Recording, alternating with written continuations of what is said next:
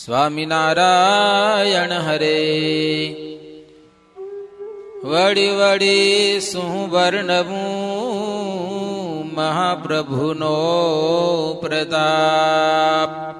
આપે પરચાયતિ ઘણા હરિભક્તને હરિયાપ. એક સમય અલબે લડે કર્યો ડભાણ ગામે જગન. સર્વે દેશના સતસંગી આવી કર્યા હરિ દર્શન. સુંદર મૂર્તિ શ્યામની સજ્યા નખ શિખ શણગાર. શોભા જોઈ મહારાજની મગન થયા નરનાર. મહારાજ ડભાણમાં યજ્ઞ કર્યો, બહુ અદભુત યજ્ઞ કર્યો હતો. 18 દિવસનો યજ્ઞ હતો. દરરોજ લાખ બ્રાહ્મણોની પંક્તિ થતી હો. અને બ્રાહ્મણોને પછી આખું દી ખાવ ખાવ કરવું મજા ના આવે, સમજે ને. એક જ ટાઈમ જમે. એ હજે ઠંડુ પોર થાય ને 6 વાગે અટણ ટાઢું પર થઈ થઈ. બપોરે સંતોને કે તમે જમી લો, સમજે. રસોઈ બની ગયો ને, સવારે જમે કોઈ નહીં. સવારે નાસ્તા કરી લાડવા ખાઈ લે જેટલા ખવાય એટલા. પછી તડકામાં ખાવું ભાવે નહીં. અને હાજ ઢળે ને એ તઈ મોટા ખેતરમાં પંક્તિ થાય. લાખ બ્રાહ્મણો બે જમવા માટે. અને 1000 જણા પીરસવાવાળા, 1000 જણા. તીધી ગાડીઓ બનાવી હતી લાકડાના પેણાવાળી. 2 જણા ગાડીઓ ખેંચતા જાય ને વાંય બધા પીરસતા જાય ને. મોટી મોટી પંક્તિઓ થતી બ્રાહ્મણોની. શ્રીજી મહારાજ ઓટો બનાવ્યો હતો. ઓટા ઉપર શ્રીજી મહારાજ બેસતા અને બ્રાહ્મણોને જમાડતા. આમ બ્રાહ્મણોને ભેડા કરવા તકલીફ, સમજાય કે નહીં, વઢી ભરે થઈને. પણ શ્રીજી મહારાજ હાંચવતા બધાને. લાખ બ્રાહ્મણો, દરરોજ લાખ બ્રાહ્મણોની પંક્તિ થાય. અને દાળ ભાત કે પૂરી કઈ ખપે નહીં ને. એક કળ લાડવા મળી ગયા તો બસ. લાડવા ને ઘી. અરે લાડવામાં જેટલું ઘી ઝાલે એટલું નાખે તો ખાવાને પાછું માથે ઘી લે ને ઘીમાં લાડવા ચોરે ભાઈ પાછા. અમે એમાં ઢીલા કરે ઢીલા અને પછી ખાય, સમજા કે નહીં. એવી મજા દીધી હતી હો. ઘીમાં લાડવાના ચોડવાના અને લાડવા ખાવાના, સમજાના. એવી લીલા લહેર કરતા તમે જુઓ તો. હવે આવી મોટી મોટી પંગત થાય બ્રાહ્મણોની. એમાં કોઈક તો તોફાની બ્રાહ્મણ હોય કે ન હોય. કંઈક વિઘન કરવું. એકવાર જઈ વિઘન કરવા માટે કંઈક કર્યું ને તો શ્રીજી મહારાજ ઢાલ તલવાર લઈને ઓટા ઉપર બેસી ગયા હતા. કોની તાકાત છે કે મારા જગનમાં વિઘન કરે, કે સમજાય કે નહીં. કઈ નથી. પછી હા, એ બધા આરામથી જમ્યા. બીજી વાત આપણે બહુ નથી કર્યું. 1 કલાક એની કથા હાલે. જો ડભાણ યજ્ઞની કથા કરે, એ જોબન પગી એમાં આવ્યા હતા, બધી વાતો છે એ બધી જવા દઈ. પણ એમાં શ્રીજી મહારાજ બહુ રંગીલાથી આ યજ્ઞ કર્યો હતો. શ્રીજી મહારાજને તમને ખબર છે, સહજ સ્વભાવે બહુ શણગાર પહેરવા ગમતા નહીં. હોનાના દાગીના મહારાજને બહુ ગમતા નહીં. હોનાના દાગીના પહેર્યા હોય ને માથે ફૂલના હાર પહેરીને હાલ્યા આવે. ખેડોઈ જિલ્લામાં ગામ કેવું ડભાણ વચ્ચે આવે છે. શ્રીજી મહારાજ અંગ્રેજોને મળવા ગયા હતા ત્યાં કને. ખેડા ગામ, જો ખેડા ગામમાં જ જેતલપુરમાં જગન કરવો હતો ને વિઘન થયું હતું અને સુબાએ કરવા નતો દીધો એ અવસરમાં. અને એ વાત મહારાજને અંગ્રેજોને કેવી હતી. ખેડા જિલ્લા સુધી એ લોકો આવી ગયા હતા. અમદાવાદ એને એના ભાગમાં નતું આવ્યું. જેતલપુર અમદાવાદ ભાગમાં આવે. એટલે મહારાજને એની આગળ ફરિયાદ કરી હતી કે અમને રાજાએ જગન કરવા ન દીધો એમ. સમાચાર મોકલ્યા. અને એ લોકો કીધું કાંઈ વાંધો નહીં, અમને ઈચ્છા છે સ્વામિનારાયણ મળવાની. સામેથી આવતા તો બહુ હારામાં હારું. 10 વાગ્યાનો સમય દીધો. 10 વાગે બરાબર આવો. અને અહીંયા બીજો કોઈ ભય નથી, હથિયાર વાળાની કોઈ જરૂર નથી. બિલકુલ છાનામાના બે એવા માણસો લઈ આવજો. અમે શાંતિ પ્રિય છીએ, અંગ્રેજ લોકો કે હો, બીજા કોઈની જરૂર નથી. એટલે મહારાજ એવા થોડા કાઠી ભક્તો અને મોટા સંતોને લઈને ત્યાં કને ગયા હતા. અને એ લોકો જોકે આખું ભારત દેશને કવર કરતા હતા. કામ ઘણા હોય એને, ગમે તે. પણ શ્રીજી મહારાજને માટે ટાઈમ કેટલો કાઢ્યો? 10 વાગ્યાથી કરીને 3 વાગ્યા સુધી અમે બધા કામ ઠપ કરી દીધા. બસ આજે તો પેટ ભરીને ભગવાનને મળવું છે મહારાજને એમ. એમાં શ્રીજી મહારાજ ઘોડા ઉપર બેસીને આવ્યા. હોનાના હાર પહેર્યા હતા મહારાજ.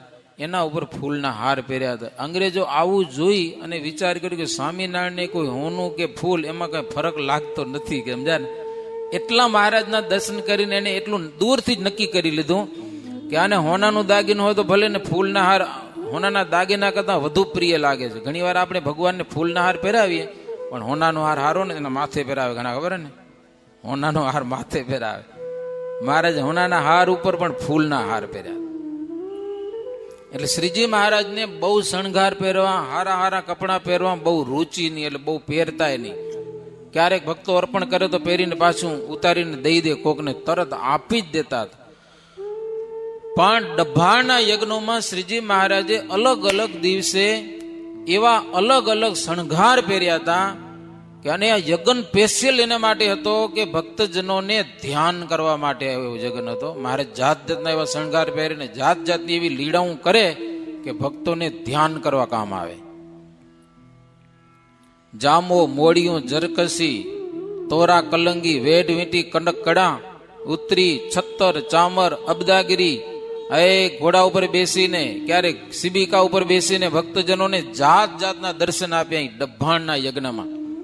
કે આખો યજ્ઞ મહારાજનું ધ્યાન કરવા માટે જે લીલા મહારાજ એવી કરી, એવા શણગાર પહેર્યા કે જે દિવસે ગમે તે દી ભક્ત આવ્યા ને દર્શન કર્યા ને એને આમ ધ્યાન કરવા થઈ રહ્યો, આમ એવો યજ્ઞ ડભાણનો.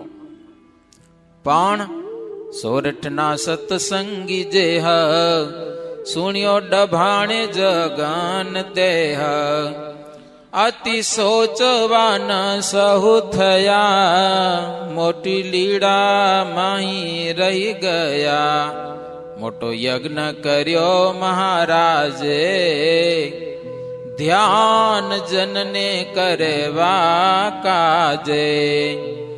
તેમાં રહી ગયા જે જન્ના, ચાલો હવે કીજે દર્શનના. 18 દિવસના યજ્ઞમાં લગભગ બધા સત્સંગીઓ દર્શન કરી ગયા હશે, પણ સોરઠના કેટલાક ભક્તો બાકી રહી ગયા. અમુક ગામડાના વધારે, એમાં ખુદ મયારામ ભટ્ટે રહી ગયા. લ્યો ને, ભોગ્યા નહીં. મહારાજનો હિસાબ આવક જાવકનો એ કરતા હતા મયારામ ભટ્ટ બધા યજ્ઞમાં, પણ આ યજ્ઞમાં પહોંચ્યા નહીં. મહારાજ પછી હિસાબ હોંપ્યો તો નાગર બ્રાહ્મણ હતા, ઓલે શું નામ, બાપુભાઈ કરીને નાગર, એને હિસાબ હોંપ્યો, આવક જાવકનો હિસાબ રાખો બધો, અને એને એમાં ગોટાળા વારે સમજા ને, જાય બધી જાવક બતાવે પણ આવક મારે લખે નહીં. એમાં યજ્ઞ પૂરો થયો ને, શ્રીજી મહારાજને 12,000ની ખોટ બતાવી. વિચાર કરો તમે, મારે 55 રૂપિયા તેદી. બાપુભાઈ પછી મહારાજ કે અપાવી દો. મહારાજ 12,000 રૂપિયા ગમે તે ભેગા કરી એને અપાવી દીધા. વાત પૂરી થઈ. પછી મયારામ ભટ્ટ આવ્યા. મયારામ ભટ્ટને ખબર પડી કે આ યજ્ઞમાં ખોટ આવી. મયારામ ભટ્ટ મહારાજને કે ખોટ આવે નહીં હો, ગમે તેમ થાય ના આવે ખોટ. હા બાપુડે કઈ કર્યું છે? હા ગોલમાર કરી છે કઈક.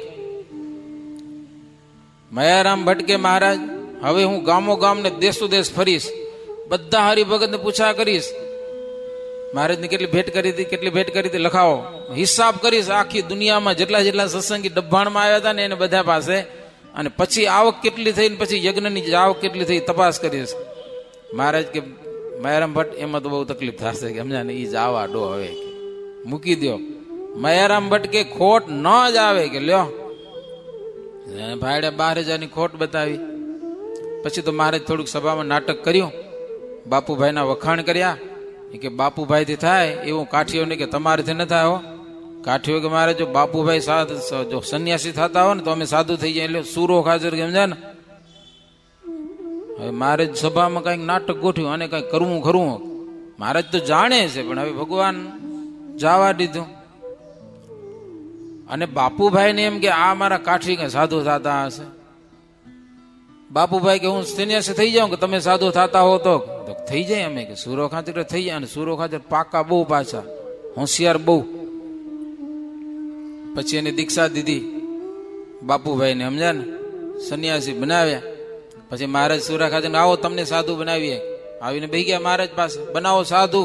મહારાજ કે મૂછા ની બધું કાઢવું પડે કે તો ઈ વકાળ નથી કે લ્યો. હા ઈ કાંઈ નહીં નીકળે કે સમજાય કે નહીં.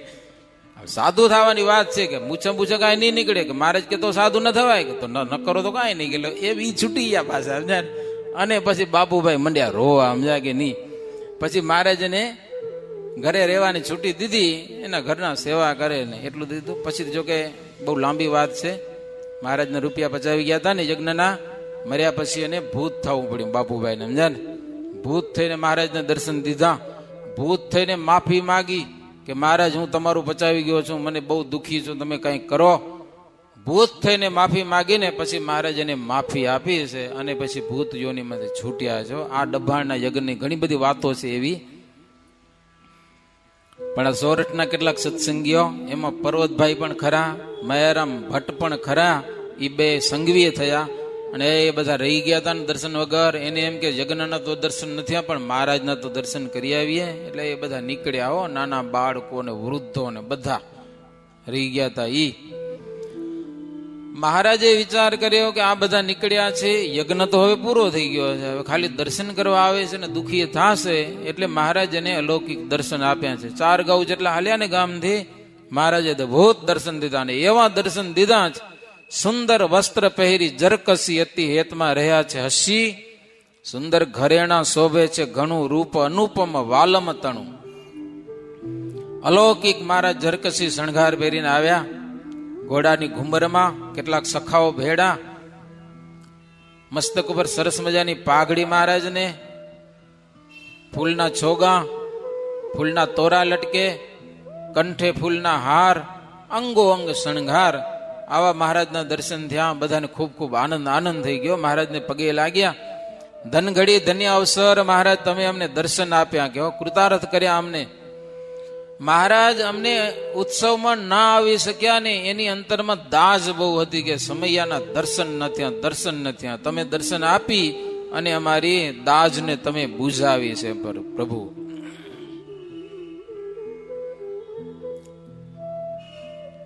હવે આવો વાલાયમ ઘેર, મહારાજ આજ કરી મહેર.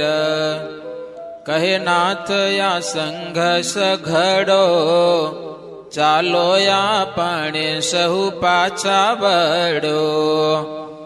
એમાં કહી સહુ પાછા વળ્યા, ચાલ્યા નાથ મોહનજી મળ્યા.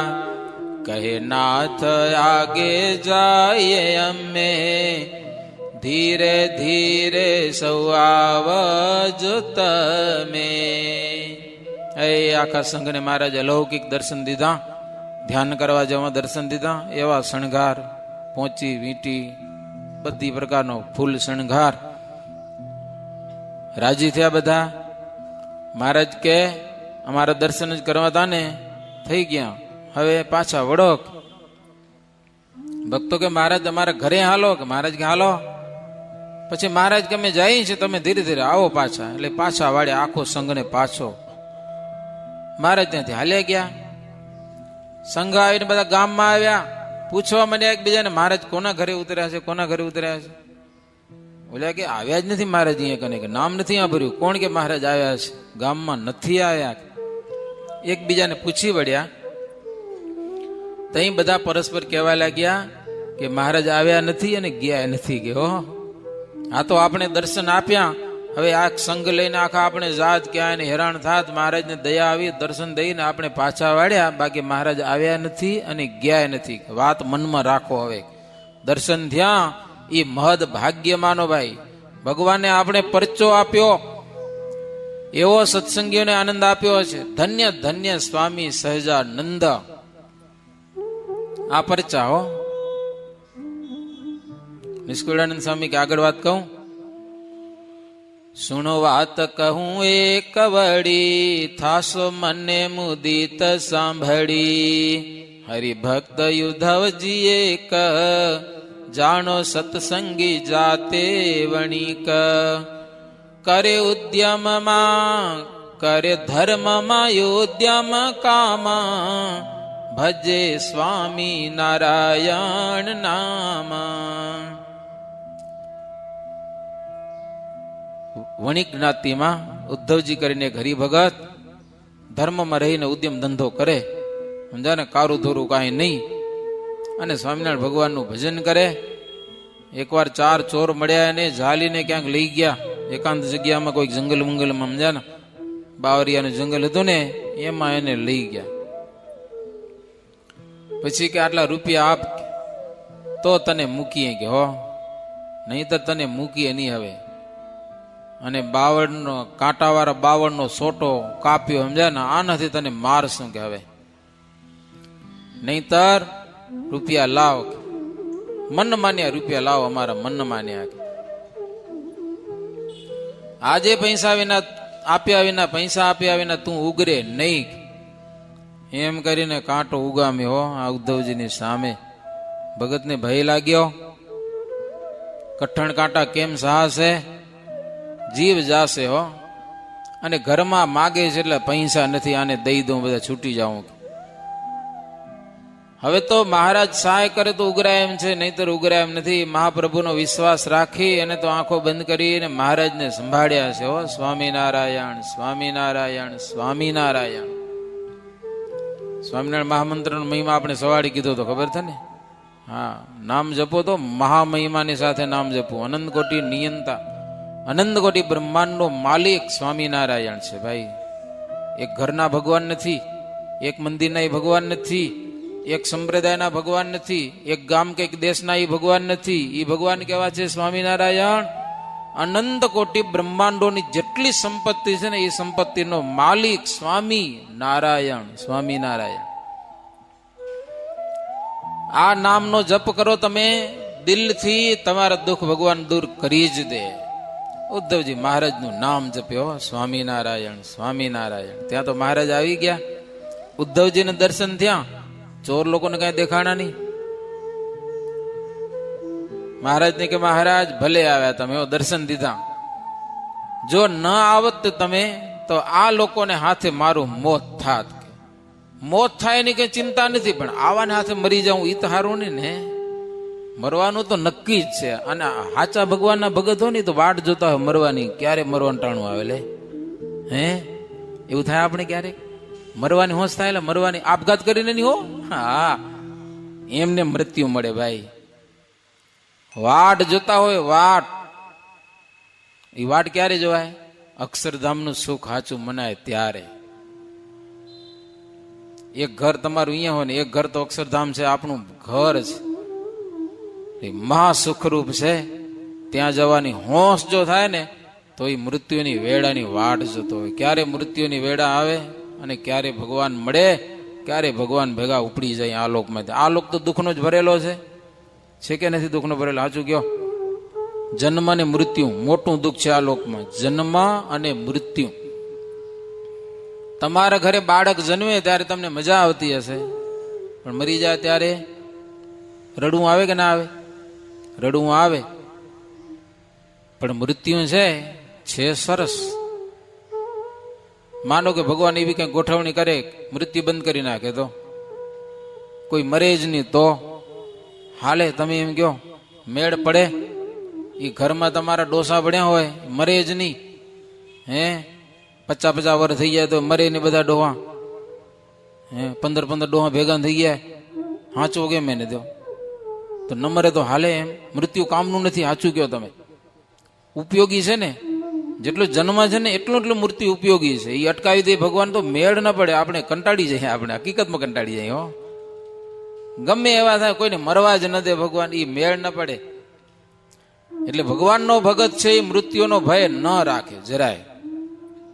ઉદ્ધવજી કે મહારાજ આ લોકો મારી નાખે મને, એની મને બહુ કઈ ચિંતા નથી, પણ આ લોકોને હાથે મરવું ઈ હારું નહીં. હવે તમારા દર્શન થઈ ગયા એટલે હવે ભલે મારું મૃત્યુ થાય ગયેલું, હવે કઈ ચિંતા નથી, ભલે મોત થાય. હવે મહારાજના ચરણે લાગ્યા છે ભગત.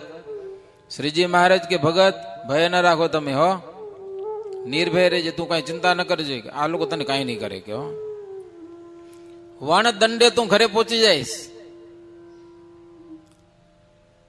એમ કહીને મહારાજ તો અદ્રશ્ય થઈ ગયા. સીધા ગયા ચોરોના ઘરે. એની ઘરવાળીને કે તમારા ધણી બધા નફટ છે, હાંઠા જેવા છે, કેમ છે ઢાંઢા જેવા, ભગવાનના ભગતને સંતાપે છે, ભગવાનના ભગતનો અપરાધ કરશે, સત્યાનાશ નીકળી જશે તમારું.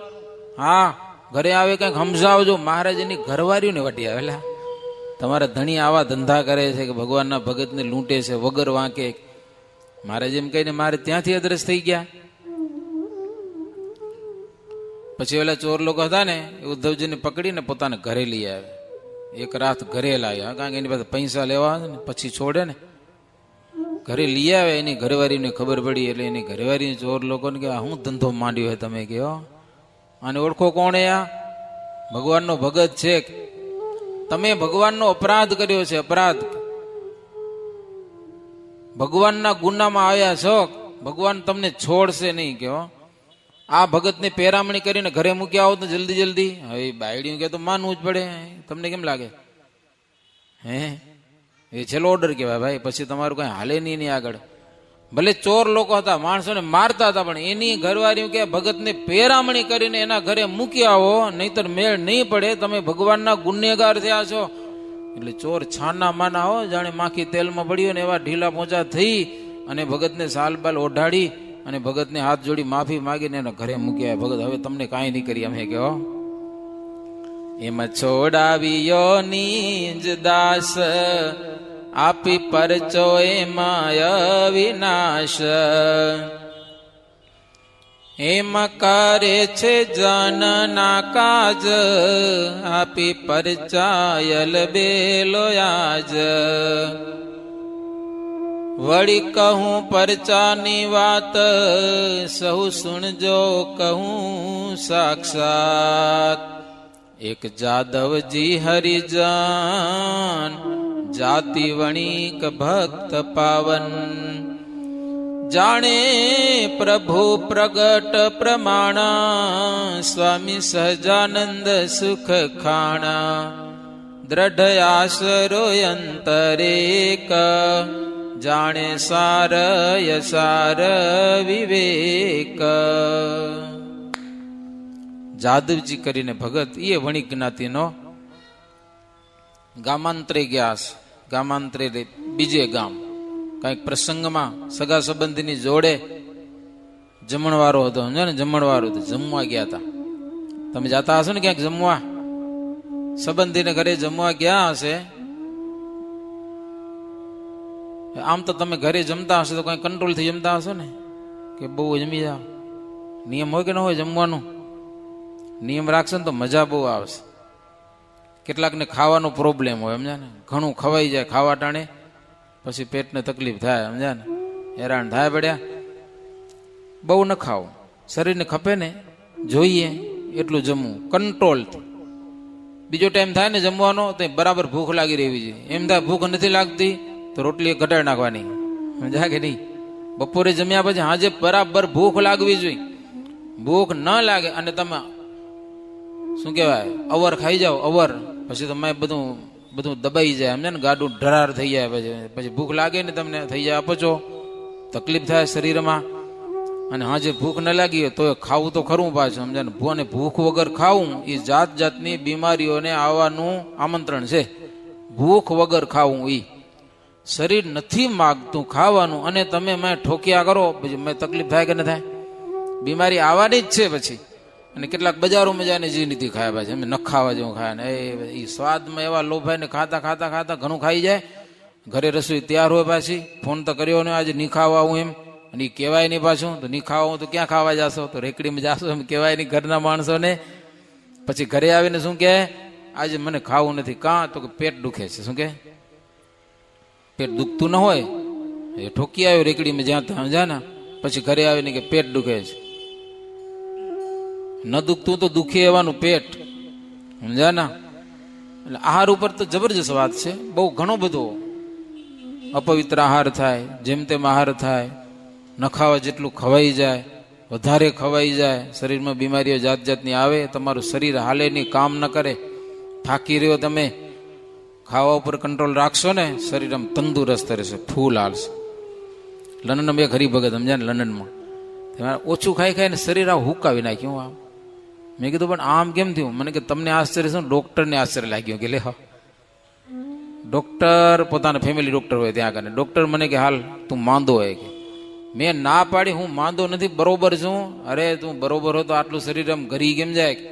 તો બસ મેં કર્યું છે કે આ. પછી એને બધું શરીરમાં ચેક કર્યું, આમ તેમ બધું ઓરાઈટ છે. પછી કે લે કે છે ઓરાઈટ, કે લ્યો મને કે સ્વામી લિમિટથી પણ ઓછું ખાવું. શું કીધું? લિમિટથી પણ ઓછું. અને એની જે મજા છે ને એ તમને અખતરો કરો તો ખબર પડે કે ભાઈ પ્રોબ્લેમ મોટો મોટો એ છે ખાવા ટાણે સારું ઘણું ખવાઈ જાય સમજે. પછી એમ થાય ઓ હેલું થઈ ગયું જાવું ક્યાં પછી? કેમ લાગે તમને? ટ્રાય કરજો સમજ્યા. ઉપવાસ કરવો સહેલો હશે પણ ખાવા ટાણે અડધા ભાગનું કે પોણા ભાગનું ખાવું એ સારું બોરું કઠણ. કારણ કે એ મન ઉપર કંટ્રોલ છે. ઉપવાસ તો આવતીકાલે છે, તમે નક્કી કરો ઉપવાસ કરો એટલે ખાવા કાંઈ મળવાનું ન હોય.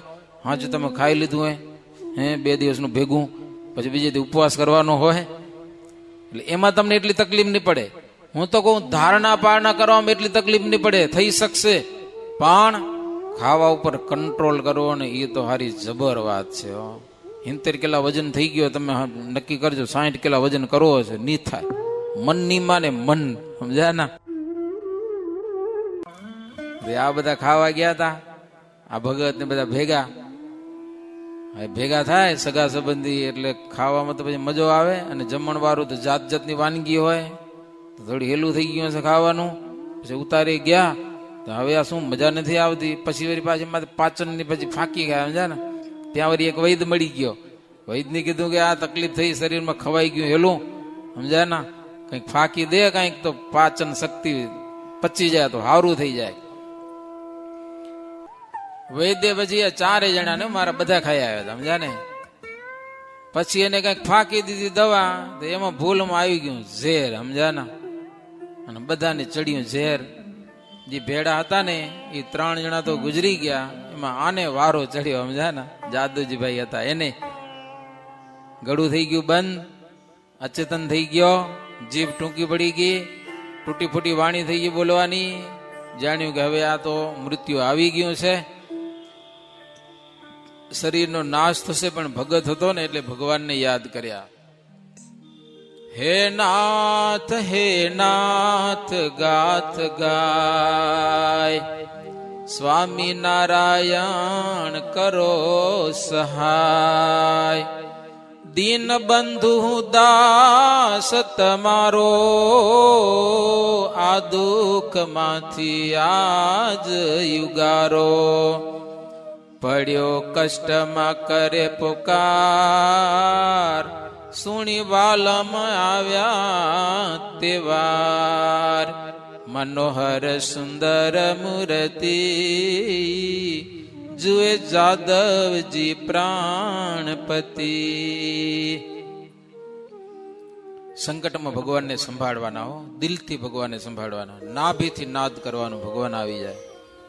મહારાજ આવ્યા, ભગતને દર્શન દીધા. પ્રભુ ભલે પધાર્યા, દર્શન દીધા.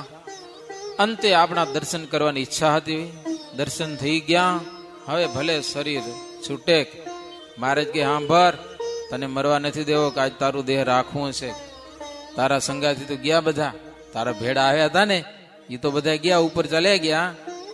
જોકે તારું કામ થઈ રહ્યું હતું પણ મને યાદ કર્યો એટલે હું આવ્યો છું. મહારાજ કે અમારા દર્શન નિષ્ફળ ન જાય, અમે તને દર્શન આપ્યા ને તું મરી જાય એ તો બરાબર નહીં. કે ડર ન રાખીશ, બારે જા ઉલટી કરી આવ સમજ્યા ને. ફાંકીનો પાવર બધો નીકળી જાય.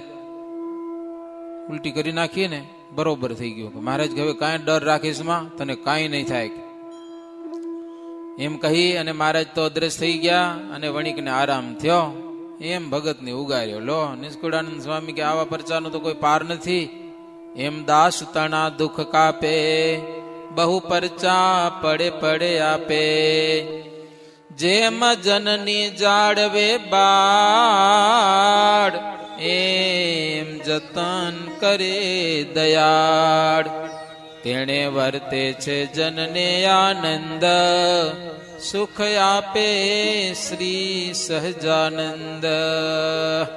इति श्रीमदेकांतिक धर्म प्रवर्तक श्री सहजानंद स्वामी शिष्य निष्कुळानंद मुनि विरचिते भक्त चिंतामणि मध्ये हरिभक्त ने महाराज परचा पुर्या ए नामे 133 प्रकरण.